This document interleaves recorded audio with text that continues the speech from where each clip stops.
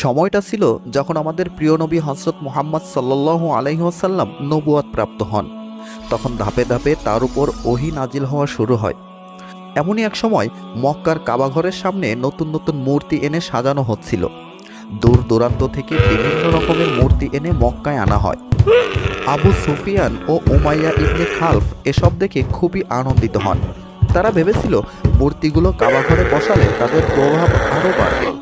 পরবর্তীতে আবুল আহাব নিজে সেই মূর্তিগুলো কাবাঘরের ভেতরে সাজাতে থাকে। ঠিক তখনই তার স্ত্রী জোরে জোরে বলে ওঠে, তুমি মুহাম্মদকে কেন বাধা দাও না? সে তো চাইলে শুধু খাদিজাকে নিয়ে সুখে থাকতে পারত, তাহলে সে কেন বারবার আমাদের পথের বিরোধিতা করছে? জবাবে আবুল আহাব হেসে বলল, ভয় পেও না, আমাদের উপাস্য দেবতারা আমাদের রক্ষা করবে। এভাবেই মক্কার পরিবেশ এক গভীর অন্ধকারে নিমজ্জিত হতে থাকে। মক্কা শহর এবং তার আশেপাশের অঞ্চলগুলোতে তখন মূর্তি পূজাই ছিল সাধারণ ব্যাপার। মানুষ আল্লাহর সাথে শিরকে লিপ্ত হয়ে পড়েছিল। এমন সময় হীরা গুহায় প্রিয় নবী হযরত মুহাম্মদ সাল্লাল্লাহু আলাইহি ওয়াসাল্লামের উপর একের পর এক ওহী নাজিল হতে থাকে। 3 দিন পর তিনি প্রচণ্ড জ্বর নিয়ে বাড়ি ফিরে আসেন। তার শরীর দুর্বল হয়ে পড়ায় সাহাবীগণ ও তার চাচা আবু তালিব গভীর উদ্বেগ প্রকাশ করেন। এদিকে মক্কার নেতারা আবু সুফিয়ান, উমাইয়া ইবনে খালফ ও অন্যান্যরা আবু তালিবের কাছে গিয়ে চাপ সৃষ্টি করতে থাকে। তারা বলে, তোমার ভাতিজাকে বোঝাও যেন এই নতুন দাওয়াত বন্ধ করে। দরকার হলে আমরা তাকে মক্কার নেতা বানাবো, সম্পদ ও প্রতিপত্তি সবই তার হবে। কিন্তু রাসূল পাক সাল্লাল্লাহু আলাইহি ওয়াসাল্লাম দৃঢ় কণ্ঠে তাদের সকল প্রস্তাব প্রত্যাখ্যান করেন। তিনি বলেন, তোমরা যদি আমার ডান হাতে সূর্য এবং বাঁ হাতে চাঁদও এনে দাও, তবু আমি আল্লাহর বার্তা পৌঁছানো বন্ধ করব না। এদিকে মক্কার নেতা উতবা ইবনে রাবিয়ার ছেলে হুজাইফা ইসলাম গ্রহণ করেন। বিষয়টি জানাজানি হলে পরিবার থেকে তার উপর শাসন আরম্ভ হয়। তার বোন, যিনি আবু সুফিয়ানের স্ত্রী, এবং ভাই ওয়ালিদ, তিনজনই একযোগে তার বিরুদ্ধে অবস্থান নেয়। চাপে পড়ে হযরত হুজাইফা রাদিয়াল্লাহু তাআলা আনহু এক পর্যায়ে বাড়ি ছেড়ে চলে যান। মক্কার শাসকদের ভয়ে নবীজির সাহাবারা রাতের অন্ধকারে গোপনে ইসলাম গ্রহণ করতে থাকেন। অনেকেই রাতে পাহাড়ের পেছনে বা নির্জন স্থানে নবীজির কাছে আসতেন, নামাজ আদায় করতেন, কোরআনের আয়াত শিখতেন। এক রাতে এক সাহাবী সারা রাত ঘরে ফেরেননি। ভোরে বাড়ি ফিরে এলে তার বাবা মা উদ্বিগ্ন হয়ে জিজ্ঞাসা করেন, তুমি কোথায় ছিলে? এমন সময় ঘরে থাকা একটি মূর্তি তার হাতের ধাক্কায় পড়ে গিয়ে ভেঙে যায়। তার বাবা রেগে গিয়ে বলেন, তুমি কি সর্বনাশ করলে? এতদিন এই খোদাই আমাদের রক্ষা করত, আর আজ তুমি তাকে ভেঙে দিলে? তখন সাহাবী শান্ত কণ্ঠে বলেন, যে নিজেকে রক্ষা করতে পারে না, সে কিভাবে আমাদের রক্ষা করবে? তার বাবা মা তখন আরও ক্ষিপ্ত হয়ে বলেন, তুমি মুহাম্মাদের সাথেই মিশে নিজের সর্বনাশ ডেকে আনছো। তখন সেই সাহাবী সাহসের সঙ্গে বলেন, না, আমি অন্ধকার থেকে আলোয় এসেছি।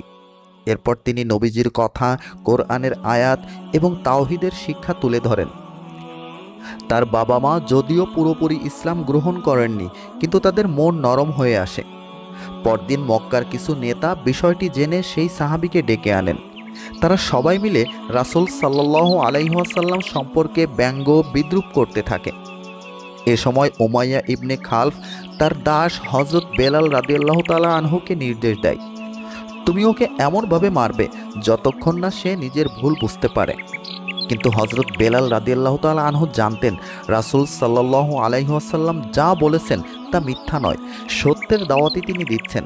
তিনি দৃঢ়তার সঙ্গে বলেন, আহাদ আহাদ, এক আল্লাহ, এক আল্লাহ। এই উত্তরে উমাইয়া আরও ক্ষিপ্ত হয়ে যায় এবং তাকে গরম মরুভূমিতে এনে বালুর উপর ফেলে তার বুকের উপর ভারী পাথর রেখে অমানবিকভাবে নির্যাতন করতে থাকে। ঠিক তখনই রাসূল সাল্লাল্লাহু আলাইহি ওয়াসাল্লামের পালক পুত্র হযরত যায়েদ রাদিয়াল্লাহু তাআলা আনহু এবং হযরত আবু বকর রাদিয়াল্লাহু তাআলা আনহু ঘটনাস্থলে এসে উপস্থিত হন।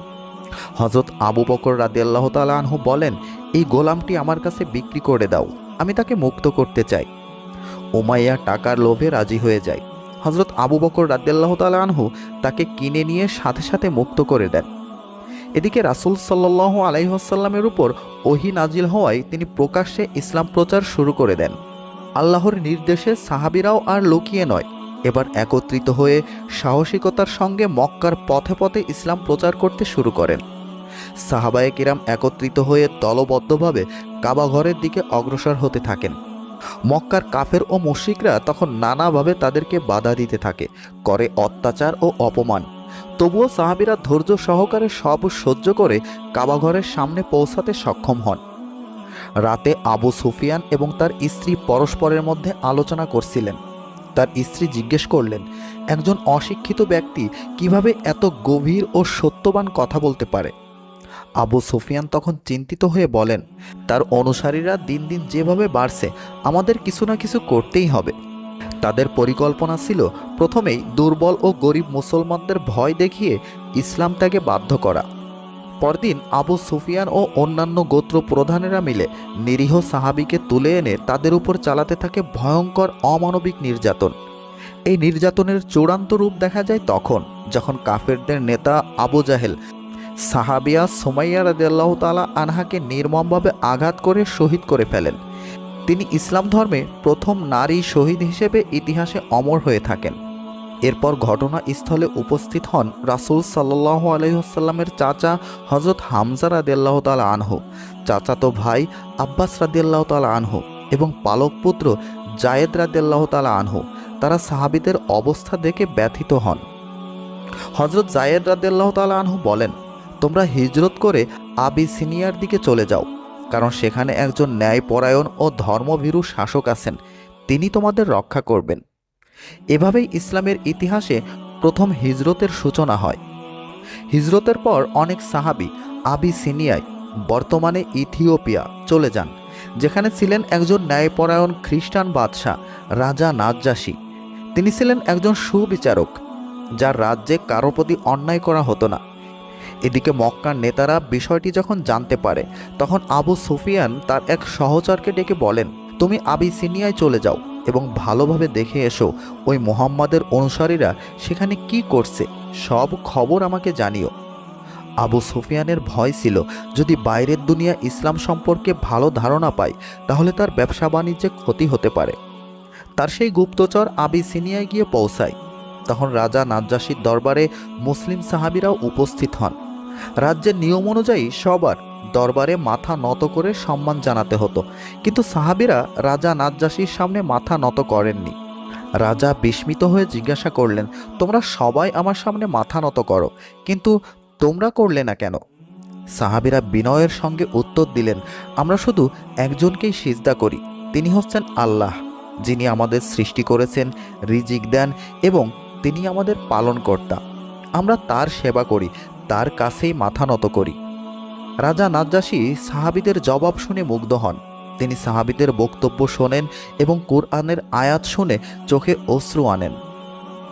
সাহাবীরা বলেন, আমাদের নবী সাল্লাল্লাহু আলাইহি ওয়াসাল্লাম আমাদেরকে আপনার কাছে পাঠিয়েছেন, কারণ তিনি বলেছেন আপনি একজন ন্যায়পরায়ণ ও সত্যবাদী বাদশাহ। এ কথা শুনে রাজা নাজ্জাশী আরও জানতে চাইলেন, তোমাদের নবী কি শিক্ষা দেন? তখন সাহাবাদের পক্ষ থেকে হযরত জাফর রাদিয়াল্লাহু তাআলা আনহু দাঁড়িয়ে পড়েন। তিনি বলেন, হে রাজা, আমরা অন্ধকারে ছিলাম, মূর্তি পূজা করতাম, মিথ্যা বলতাম, দুর্বলদের উপর জুলুম করতাম, অতিথিকে তাড়িয়ে দিতাম, আত্মীয়তার বন্ধন ছিন্ন করতাম। ঠিক সেই সময় আল্লাহ আমাদের মাঝে একজন রাসূল পাঠালেন, যিনি ছিলেন সবার মধ্যে সবচেয়ে সত্যবাদী, আমানতদার, চরিত্রবান এবং বিশুদ্ধ আত্মার অধিকারী। তিনি আমাদের শিক্ষা দিলেন এক আল্লাহর ইবাদত করতে, সত্য বলতে, গরিবের পাশে দাঁড়াতে, নবীদের সম্মান করতে, ন্যায়ের পক্ষে থাকতে। এরপর হযরত জাফর রাদিয়াল্লাহু তাআলা আনহু সূরা মারিয়ামের কিছু আয়াত তিলাওয়াত করেন। আয়াতগুলো ছিল ঈসা আলাইহিসসালামের জন্ম, মরিয়ম আলাইহিসসালামের মর্যাদা এবং তাওহীদের উপর ভিত্তি করে। রাজা নাজ্জাশী কুরআনের সেই আয়াত শুনে কেঁদে ফেললেন। তার চোখ দিয়ে অশ্রু ঝরতে থাকে। তার সঙ্গে উপস্থিত পাদ্রীদেরও চোখে অশ্রুজল হয়ে ওঠে। তারপর রাজা ঘোষণা দিলেন, এই ধর্ম এবং ঈসা আলাইহিসসালামের ধর্ম একই আলো থেকে উৎসারিত। আমি তাদেরকে তোমাদের হাতে ফিরিয়ে দেব না, তোমরা চাইলেও না, পাহাড় পরিমাণ ধন দিলেও না। আবু সুফিয়ানের দূত হতাশ হয়ে ফিরে যায় এবং মক্কা এসে সব জানায়। আবু সুফিয়ান ক্রুদ্ধ হয়ে বলেন, এখন থেকে মুহাম্মদ সাল্লাল্লাহু আলাইহি ওয়াসাল্লামের অনুসারীদের উপর নিষ্ঠুরতা বাড়িয়ে দাও, তাদেরকে এমন নির্যাতন করো যাতে তারা ইসলাম ত্যাগে বাধ্য হয়। তার নির্দেশ মক্কার কাফের নেতারা একত্র হয়ে সাহাবীদের উপর অত্যাচার শুরু করে। তার নির্দেশে মক্কার কাফের নেতারা একত্র হয়ে সাহাবীদের উপর অত্যাচার শুরু করে। তাদেরকে খাবার দেওয়া বন্ধ করে দেওয়া হয়, ব্যবসা বাণিজ্যে নিষেধাজ্ঞা দেওয়া হয়, ঘরে থাকার অনুমতিও কেড়ে নেওয়া হয়। এক পর্যায়ে রাসূল সাল্লাল্লাহু আলাইহি ওয়াসাল্লাম সাহাবীদের নিয়ে মক্কার বাইরে শিবায়ে আবু তালিব নামক এক শুষ্ক উপত্যকায় চলে যান। 3 বছর সেখানে কঠিন সময় কাটে। তীব্র ক্ষুধা, পিপাসা, অসহ্য গরম এবং সমাজচ্যুতির কষ্টে তাদের দিন কাটে গাছের পাতা খেয়ে, খেজুরের আঁটি চিবিয়ে। কিন্তু এই কঠিন সময়েও তারা ঈমান থেকে বিচ্যুত হননি। এই সময়ে রাসূল সাল্লাল্লাহু আলাইহি ওয়াসাল্লামের জীবনে আসে সবচেয়ে দুঃখজনক ঘটনা। একদিকে তার সাহচর্য আর ভালোবাসার উৎস হযরত খাদিজা রাদিয়াল্লাহু তাআলা আনহা ইন্তেকাল করেন। অন্যদিকে তার রক্ষা কবচ চাচা আবু তালিবও মৃত্যুবরণ করেন।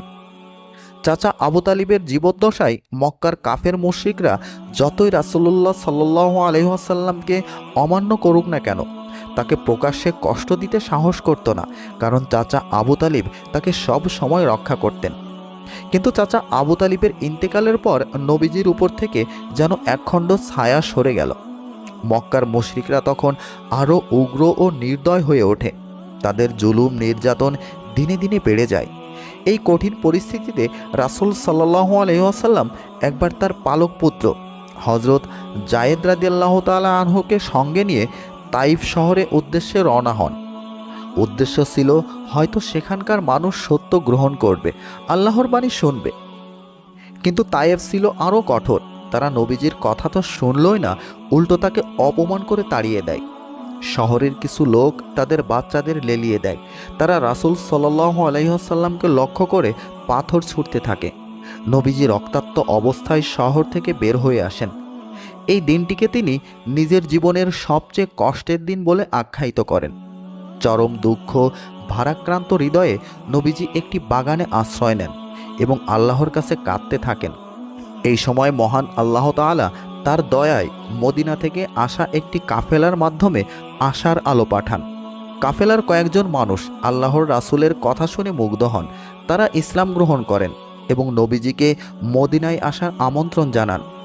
নবীজি এতে আশার আলো দেখতে পান, কিন্তু তিনি নিজে মক্কায় থেকে যান যাতে সাহাবীরা নিরাপদে হিজরত করতে পারেন। দিন দিন ইসলাম প্রসারিত হতে থাকলো। মুহাম্মদ সাল্লাল্লাহু আলাইহি ওয়াসাল্লামের জনপ্রিয়তা দেখে আবু সুফিয়ান ও মক্কার কুরাইশ নেতারা ভীত ও ঈর্ষান্বিত হয়ে পড়ে। তারা বলল, এবার মুহাম্মদকে হত্যা করতেই হবে। তৎক্ষণাৎ তারা একদল ঘাতক পাঠায় নবীজিকে হত্যার উদ্দেশ্যে। তবে তারা যখন গিয়ে ঘরের ভিতরে ঢোকে, দেখে নবীজির বদলে হযরত আলী রাদিয়াল্লাহু তাআলা আনহু শুয়ে আছেন। নবীজি এর আগেই আল্লাহর নির্দেশে গোপনে হিজরত করে মদিনার পথে রওনা দিয়েছেন। এই খবর শুনে আবু সুফিয়ান চরম ক্ষিপ্ত হয়ে যায়। সে ঘোষণা করে যে মুহাম্মদকে জীবিত অথবা মৃত অবস্থায় ধরে আনবে তাকে পুরস্কার হিসেবে 100 উট দেওয়া হবে। এই ঘোষণা শুনে মক্কার কাফেররা পাগলের মতো নবীজির খোঁজ করতে বের হয়। তারা খুঁজতে খুঁজতে শাওর পাহাড়ের একটি গুহার কাছে যায়। সেখানে পৌঁছে দেখে গুহার মুখে একটি মাকড়সার জাল বাঁধা এবং পাশেই একটি পাখির বাসা। তারা বলে, এখানে কেউ ঢুকতেই পারে না, নিশ্চয়ই সে এখানে নেই। কিন্তু তাদের ধারণা ছিল ভুল। গুহার ভিতরেই ছিলেন আমাদের প্রিয় নবী মুহাম্মদ সাল্লাল্লাহু আলাইহি ওয়াসাল্লাম এবং হযরত আবু বকর রাদিয়াল্লাহু তাআলা আনহু। আল্লাহর কুদরতে মাকড়সা জাল ও পাখির বাসা তৈরি হয়েছিল তাদের রক্ষা করার জন্য। অবশেষে কাফেররা ব্যর্থ হয়ে ফিরে যায়। নবীজি ও তার সাহাবা সেখান থেকে নিরাপদে হিজরত করেন। এদিকে মদিনার মরুভূমিতে অপেক্ষামান সাহাবারা অপলক দৃষ্টিতে চেয়েছিলেন রাসূলের আগমনের পথের দিকে। অবশেষে সেই কাঙ্ক্ষিত মুহূর্ত আসে। মদিনার মরুভূমির দিগন্তে দেখা যায় প্রিয়নবী মুহাম্মদ সাল্লাল্লাহু আলাইহি ওয়াসাল্লামের আগমন। সাহাবারা আনন্দে আত্মহারা হয়ে যান। তারা সবাই ছুটে যান নবীজির কাছে, ভালোবাসা, সম্মান আর শ্রদ্ধায় তাকে বরণ করে নেন। এরপর আল্লাহর নির্দেশে নবীজি তার উটনিকে স্বাধীনভাবে চলতে দেন, আর যেখানে উটটি বসে পড়ে সেই জায়গাটিতেই মসজিদ নির্মাণের জন্য নির্ধারণ করা হয়। মদিনার সব ধনী গরিব সাহাবী মিলে মসজিদের কাজ শুরু করেন। নির্মাণের প্রতিটি ইটে ছিল ভালোবাসা, ঈমান আর আত্মত্যাগের ছাপ। মসজিদ নির্মাণের শেষে হযরত হামজা রাদিয়াল্লাহু তাআলা আনহু বলেন, আমরা তো সবই করলাম, কিন্তু একটি জিনিসের ঘাটতি রয়ে গেছে। জিজ্ঞেস করা হলে তিনি বলেন, সালাতের সময় সবাইকে ডাকার ব্যবস্থা কি হবে? তখন একজন সাহাবী প্রস্তাব দেন, একটা ঘন্টা রাখি, যেন সবাই জানতে পারে। তখন হামজা রাদিয়াল্লাহু তাআলা আনহু বললেন, না, ঘন্টা তো খ্রিস্টানরা ব্যবহার করে। অন্য একজন সাহাবী পরামর্শ দেন, তাহলে বাদ্যযন্ত্র নয়, বরং আমাদের কেউ কণ্ঠে ডাকুক। এই প্রস্তাবে প্রিয় নবী সাল্লাল্লাহু আলাইহি ওয়াসাল্লাম সম্মত হন এবং হযরত বেলাল রাদিয়াল্লাহু তাআলা আনহুর দিকে তাকিয়ে বলেন, হে বেলাল, তুমি আজান দাও। এভাবেই মদিনার আকাশে প্রথমবারের মতো ধ্বনিত হয় আল্লাহু আকবার, আল্লাহু আকবার। মানুষ থমকে দাঁড়ায়, আকাশে বাতাসে কেঁপে ওঠে আল্লাহর মহান আহ্বানে। এইদিকে মক্কা তখন ছিল শূন্য। কাফেররা ভীত, চিন্তিত, আর নবীজির অনুসারীরা মদিনায় নতুন আলোয় জেগে উঠছে। মক্কার অনেক লোক এখন মদিনায় স্থায়ী হয়ে গেছে, আর তাদের অনেকেই মক্কায় ফিরে যাওয়ার সাহস পাচ্ছে না। তাদের মধ্যে কেউ কেউ আবার গোত্রবিনে আলাদা হয়ে গেছে। এই সুযোগে আবু সুফিয়ান চতুরভাবে কাজ শুরু করলেন। সে দ্রুত মক্কায় ফিরে এসে তাদের ঘরবাড়ি, দোকানপাট এবং সমস্ত পণ্যদ্রব্য জোরপূর্বক দখল করে নিল। তার লোকেরা মদিনার সাহাবীদের কাছে খবর পাঠালো, মক্কায় তোমাদের সমস্ত সম্পদ লুটপাট হয়ে গেছে, এখনই যুদ্ধ করার সময় এসেছে। কিন্তু হযরত হামজা রাদিয়াল্লাহু তাআলা আনহু বললেন, আমাদের প্রিয় নবী মুহাম্মদ সাল্লাল্লাহু আলাইহি ওয়াসাল্লাম এখন শান্তি চাচ্ছেন, এখন যুদ্ধের সময় নয়। তবুও হযরত হামজা নবীর কাছে গিয়ে যুদ্ধের অনুমতির জন্য অনুনয় করলেন, ইয়া রাসূলুল্লাহ, আমাকে যুদ্ধের অনুমতি দিন। কিন্তু নবীজির পক্ষে তখন আল্লাহর কোনো নির্দেশ না থাকার কারণে তারা সবাইকে যুদ্ধ থেকে বিরত থাকার পরামর্শ দিলেন। তবুও নবীজি আল্লাহর কাছে বারবার দোয়া করলেন, আর কিছুদিন পর আল্লাহর পক্ষ থেকে ইজাজত প্রদান করা হলো, যাতে নবীজির সাহাবীরা প্রস্তুত হতে পারে। নবী মুহাম্মদ সাল্লাল্লাহু আলাইহি ওয়াসাল্লাম তখন তার সমস্ত সাহাবীদের সমবেত করে যুদ্ধের ঘোষণা দিলেন। সাহাবারা দৃঢ় সংকল্প নিয়ে বদরের দিকে রওনা দিলেন। তারা প্রান্তরের এক জায়গায় পৌঁছে কিছু কূপের কাছে তাঁবু গুজল। বদরের সেই মরুভূমির মরুদ্যান যেন তাদের জন্য যুদ্ধক্ষেত্র হয়ে উঠল। একদিকে খবর এলো, মুহাম্মদ সাল্লাল্লাহু আলাইহি ওয়াসাল্লামের কাফেলা যুদ্ধের উদ্দেশ্যে মক্কার দিকে যাত্রা শুরু করেছে, আর মক্কার কাফেররা প্রস্তুত হয়ে বদরের দিকে রওনা দিলেন। আবু সুফিয়ান নিজের অস্ত্র প্রচারের বদলে সিদ্ধান্ত নিলেন, যুদ্ধে যাওয়া থেকে বিরত থেকে মক্কায় লুটপাট করা, সম্পদের ব্যবসা বাণিজ্যে মনোনিবেশ করবেন, আর বিদেশের পথে বাণিজ্যের জন্য যাত্রা করলেন। কাফেররা যখন বদরের যুদ্ধে অংশগ্রহণ করার জন্য সাহায্যের আবেদন করল আবু সুফিয়ানের কাছে, সে তার মালামাল নষ্ট হওয়ার ভয়ে যুদ্ধ করতে অস্বীকৃতি জানালো। তার এই লোভ আর ভয়ই ছিল তার অসহায়তা ও কৃপণতার প্রমাণ। যুদ্ধের দিন ঘনিয়ে আসতেই সকল মুসলমান বদরের মরুভূমির প্রান্তে একত্রিত হলো। মুহাম্মদ সাল্লাল্লাহু আলাইহি ওয়াসাল্লামের কাফেলা বদরের বেশ কয়েকটি কূপের কাছে পৌঁছে ঘাঁটি বেঁধে নিল। নবীজি মুসলমানদের উদ্দেশ্যে বললেন, তোমরা সবাই ইচ্ছামতো পানি পান করো, কিন্তু পানি পান করে প্রতিটি কূপের মুখ পাথর দিয়ে বন্ধ করে দাও। সকল সাহাবী একে একে পানি পান করল এবং নির্দিষ্টকৃত কূপের মুখগুলো পাথর দিয়ে বন্ধ করে দিল। এতে করে মক্কার কাফেররা যেখান থেকে আসছে সেখানে পানি পান করতে পারবে না, আর শারীরিক দুর্বলতায় ভুগবে। রাসূল সাল্লাল্লাহু আলাইহি ওয়াসাল্লামের এই পরিকল্পনা পুরোপুরি কার্যকর হলো। বদরের কাফেররা দূরত্ব পাড়ি দিয়ে আসায় পিপাসায় কাতর হয়ে পড়েছিল। ফলে সংখ্যায় তারা বেশি হলেও শারীরিকভাবেই যুদ্ধের জন্য দুর্বল ছিল। অবশেষে যুদ্ধ শুরু হলো। মুসলমানদের এবং কাফেরদের মাঝে প্রচণ্ড রক্তক্ষয়ী লড়াই শুরু হলো। কিন্তু সবচেয়ে বড় সুখবর ছিল, আবু সুফিয়ান ছাড়া মক্কার বড় বড় প্রায় সকল নেতাই সেই যুদ্ধে নিহত হয়েছেন। মাত্র ৩১৩ জন সাহাবী নিয়ে হযরত মুহাম্মদ সাল্লাল্লাহু আলাইহি ওয়াসাল্লাম বদরের যুদ্ধে অপরাজিত জয় অর্জন করলেন। এই বিজয়ের ফলে মুসলমানদের ক্ষমতা এবং আত্মবিশ্বাস পূর্বের তুলনায় বহু গুণ বেড়ে গেল। ইসলামের দাওয়াত আগের থেকে আরও শক্তিশালীভাবে ছড়িয়ে পড়ল। এদিকে আবু সুফিয়ান তার বাণিজ্য শেষ করে মক্কায় ফিরে আসেন। সেখানকার পরিস্থিতি শুনে তিনি মুহাম্মদ সাল্লাল্লাহু আলাইহি ওয়াসাল্লামের বিরুদ্ধে আরও বেশি ক্ষুব্ধ হয়ে ওঠেন।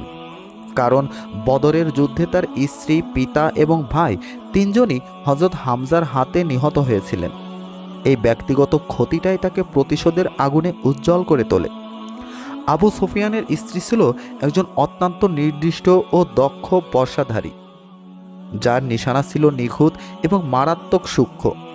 তাই যখন তিনি বিক্ষোভকারীদের মধ্যে একজনের কাছে গিয়ে তাকে বলেন, তুমি যদি হযরত হামজাকে হত্যা করতে পারো, আমি তোমাকে প্রচুর স্বর্ণমুদ্রা দেব এবং তোমাকে মুক্তি দেব। এই প্রতিশ্রুতির আলোকে 1 বছর কেটে যায়। একদিন মক্কার একজন সাহাবী খবর নিয়ে আসেন, মক্কার কাফেররা বদরের যুদ্ধে পরাজয়ের প্রতিশোধ নিতে নতুন করে যুদ্ধের প্রস্তুতি নিচ্ছে। তাদের সংখ্যাও মুসলমানদের তুলনায় অনেক বেশি, যা মুসলমানদের জন্য বড়ই দুশ্চিন্তার বিষয় ছিল। অতঃপর যুদ্ধের দিন ঘনিয়ে এলে সবাই উহুদ পাহাড়ের সামনে একত্রিত হয়। মুহাম্মদ সাল্লাল্লাহু আলাইহি ওয়াসাল্লাম তাদেরকে 2টি দলে ভাগ করেন। একটি দল সরাসরি যুদ্ধ করবে, অপর দল জামালের রোম নামক পাহাড়ে অবস্থান করে পাহারা দেবে, যাতে শত্রুরা পিছন থেকে আক্রমণ করতে না পারে। নবীজি বারবার সাহাবীদের নিষেধ করতেন যে যতই পরিস্থিতি কঠিন হোক না কেন, তারা যেন ওই পাহাড় থেকে সরেন না। কিছুক্ষণের মধ্যেই শুরু হয় সেই রক্তক্ষয়ী যুদ্ধ। যুদ্ধের তীব্রতা তুঙ্গে। তখন আবু সুফিয়ানের স্ত্রী তার বর্শাধারী দক্ষতা কাজে লাগিয়ে সুযোগ বুঝে একটি নিখুঁত বর্শা নিক্ষেপ করে, যার ফলে হযরত হামজা শহীদ হন। হযরত হামজার মৃত্যুতে মুসলমানরা প্রচণ্ড শোকাহত ও ক্ষুব্ধ হয়ে পড়ে। তারা প্রতিশোধের জন্য আরও দৃঢ় প্রতিজ্ঞ হয়। যুদ্ধের শুরুতে মুসলমানরা যখন দেখে কাফিররা পালাতে শুরু করেছে, তারা ভেবেছিল এবার বিজয় তাদের পক্ষেই। এই দৃশ্য দেখে পাহাদার সাহাবীরা যুদ্ধক্ষেত্রে ত্যাগ করে ফিরে আসেন। কিন্তু এই সিদ্ধান্ত ছিল তাদের সবচেয়ে বড় ভুল, কারণ আবু সুফিয়ান আগে থেকেই প্রস্তুতি নিয়েছিলেন। তিনি খালিদ বিন ওয়ালিদ নামের এক দক্ষ যোদ্ধাকে পেছন থেকে আক্রমণের জন্য পাঠিয়েছিলেন। খালিদের দৃষ্টিতে ছিল সব কিছু, তাই সে তার বাহিনী নিয়ে হঠাৎ করেই মুসলমানদের পেছন থেকে আক্রমণ চালিয়ে বসে। অপ্রত্যাশিত আঘাত পেয়ে মুসলমানরা ধীরে ধীরে ধ্বংসস্তূপে পরিণত হতে থাকে। সৈন্যরা একের পর এক নিহত হন এবং পরিস্থিতি এমন হয় যে মুসলমানদের ভয় পেয়ে পালাতে হয়। রাসূল সাল্লাল্লাহু আলাইহি ওয়াসাল্লামের নির্দেশ অমান্য করায় যুদ্ধ থেকে ফিরে আসার কারণে মুসলমানরা পরাজিত হয়। এভাবেই উহুদের যুদ্ধে তাদের হার হয়। যুদ্ধ শেষে আবু সুফিয়ানের স্ত্রী, যিনি অত্যন্ত বর্শাধারী ছিলেন, হযরত হামজার লাশ খুঁজে বের করেন। তার বুক ছিঁড়ে কলিজাটি তুলে নিয়ে চিবিয়ে খেতে থাকে, যা ছিল এক বিরাট প্রতিশোধের ও বিদ্রোহের প্রতীক। এরপর দীর্ঘদিন কেটে যায়। মুহাম্মদ সাল্লাল্লাহু আলাইহি ওয়াসাল্লাম তার সাহাবীদের নিয়ে বিশাল একটি কাফেলা নিয়ে বের হন। ইসলাম প্রচারের উদ্দেশ্যে তারা এক পথে এগিয়ে যায় এবং মাঝপথে বিশ্রাম নেয়। হঠাৎ করেই খালিদ বিন ওয়ালিদ তার সৈন্যবাহিনী নিয়ে এসে সেখানে উপস্থিত হন তাদের উপর আক্রমণ চালানোর উদ্দেশ্যে। কিন্তু মুসলমানদের শান্ত ও সম্মানজনক আচরণ দেখে তিনি মুগ্ধ হন এবং কোনো যুদ্ধের আগ্রহ না দেখিয়ে শান্তিপূর্ণভাবে সেখান থেকে চলে যান। এরপর মুহাম্মদ সাল্লাল্লাহু আলাইহি ওয়াসাল্লাম মক্কার কাফেরদের সাথে একটি চুক্তি করেন, যেখানে দুই পক্ষ 10 বছর কোনো আক্রমণ চালাবে না। একটি শান্তির চুক্তি যা মুসলিম সম্প্রদায়ের জন্য নতুন অধ্যায়ের সূচনা করে।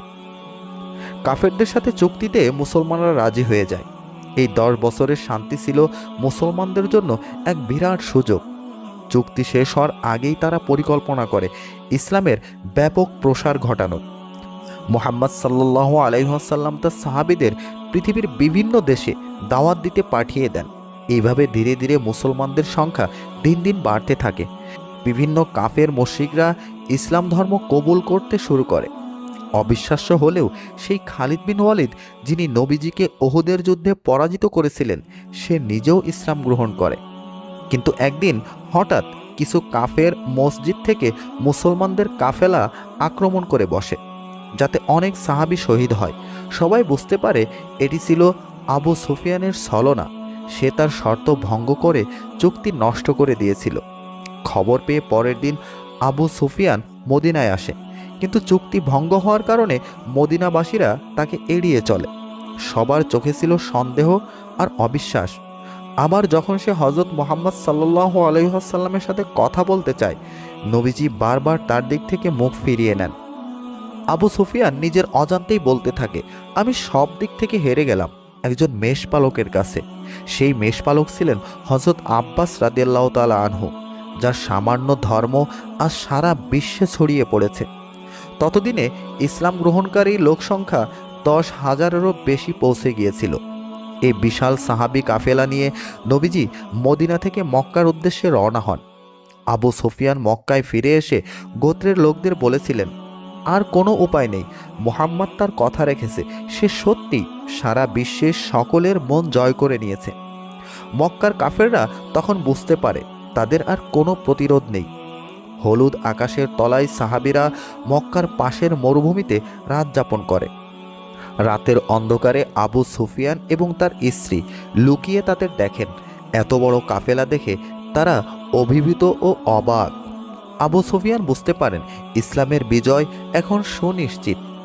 সে সেই কাফেলার কাছে গিয়ে মুহাম্মদ সাল্লাল্লাহু আলাইহি ওয়াসাল্লামের সাথে দেখা করেন ও ইসলাম ধর্ম গ্রহণ করে নেন। পরের দিন নবীজি বিশাল কাফেলাটি নিয়ে মক্কায় প্রবেশ করেন। মক্কায় এসে সমস্ত মুসলমানরা একত্রে কাবাঘর দখল করে নেন। মুহাম্মদ সাল্লাল্লাহু আলাইহি ওয়াসাল্লাম বলেন, আমি আমার সকল শত্রুকে ক্ষমা করে দিয়েছি, আজ থেকে তোমরা সবাই মুক্ত। এই বিজয় মুহূর্তে নবীজি বুঝতে পারছিলেন তার জীবনের শেষ দিনগুলো কাছে এসে গেছে। অতএব তিনি শেষ বিদায় হজের ভাষণ দিতে চান। ভাষণে নবীজি বলেন, আমি হয়তো তোমাদের মাঝে আর বেশি দিন থাকবো না। গরিবদের খাওয়াও যা তোমরা খাও, পরিধান করাও যা তোমরা পরিধান করো। মনে রেখো, সকলেই একদিন মহান আল্লাহর সামনে উপস্থিত হয়ে তোমাদের সকল কাজের হিসাব দিবে। মুহাম্মদ সাল্লাল্লাহু আলাইহি ওয়াসাল্লাম অসংখ্য বার্তা রেখে গিয়েছিলেন, যা ছিল পথ প্রদর্শক। তার শেষ কথাগুলো ছিল, আমি তোমাদের কাছে দুটি জিনিস রেখে যাচ্ছি, আল্লাহর কোরআন এবং আমার সুন্নাহ, যা তোমাদের জন্য আলো এবং নির্দেশনা। এভাবেই হযরত মুহাম্মদ সাল্লাল্লাহু আলাইহি ওয়াসাল্লাম পুরো জীবনই কষ্ট আর ত্যাগের বিনিময়ে আমাদেরকে ইসলাম দিয়ে গেছেন। তিনি নিজের জীবনের প্রতিটি মুহূর্ত উম্মতের জন্য ব্যয় করেছেন। জীবনের শেষ মুহূর্তেও তিনি অন্যদের কথা ভাবতে ভাবতেই মৃত্যুবরণ করেন। তাই আমাদের উচিত নবীজির শিক্ষা আঁকড়ে ধরে কোরআনের আলোয় নিজেদের জীবন গড়ে তোলা। আমার বিশ্বাস মুহাম্মদ সাল্লাল্লাহু আলাইহি ওয়াসাল্লামের জীবনী প্রত্যেক মুসলমানের জন্য গর্ব এবং শিক্ষণীয়। আল্লাহ তাআলা আমাদের সকলকে প্রিয় নবীজির পথে চলার তৌফিক দান করুন। আমিন।